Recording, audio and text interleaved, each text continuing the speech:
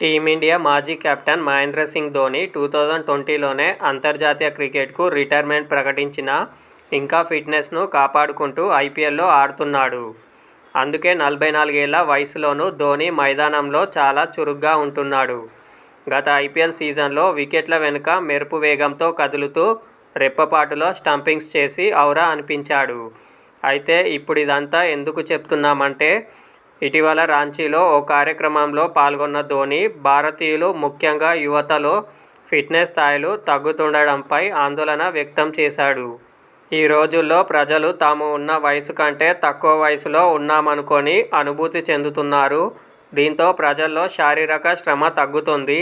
భారతీయుల సగటు fitness level కూడా తగ్గింది. నా కూతురు కూడా పెద్దగా శారీరక శ్రమ చేయదని నేను భావిస్తుంటా.